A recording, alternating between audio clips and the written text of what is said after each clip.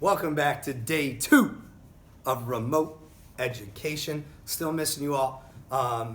For a bonus point, see if you can figure out what is different about Mr. G in this video. If you text me what you found as the difference between Mr. G, I'll give you a bonus point. All right? So today's topic is carrying capacity. And when we think about those two terms, carry, to hold, capacity is the ability of something.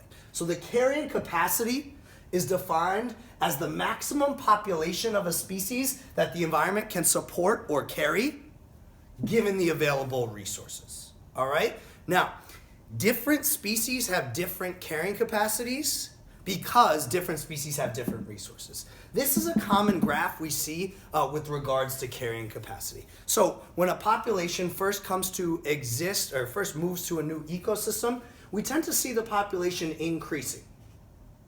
And it increases pretty rapidly. This means that babies are being born at a faster rate than death is happening. This means that there's resources available for the organisms and the population grows. Eventually, the population comes into a state of overproduction where there are too many organisms to be supported. And this is where we start to see a decline in that population size, which means that, again, more organisms are dying than are being born, and the population is decreasing.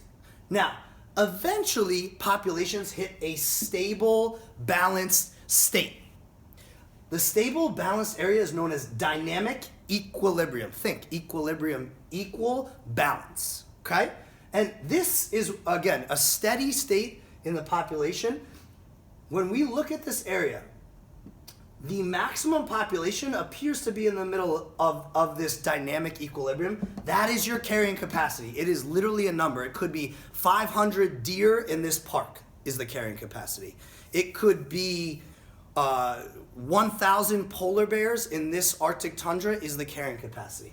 And that's this number. If we go over the carrying capacity, species start to die. If we go under the carrying capacity, there's room for growth. And that's why we see, oh yeah, that dynamic equilibrium.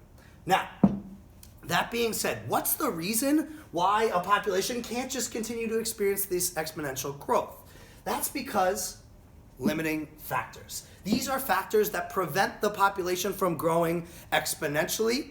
And what they are examples would be lack of food would limit a population's growth. Lack of space, lack of mates, disease, predation or predators will limit a population's growth. Natural disasters could limit a population's growth, as well as human interference with that ecosystem. Okay? So these are the reasons why we see a carrying capacity exist, why a population can't continue to grow, why there is a maximum.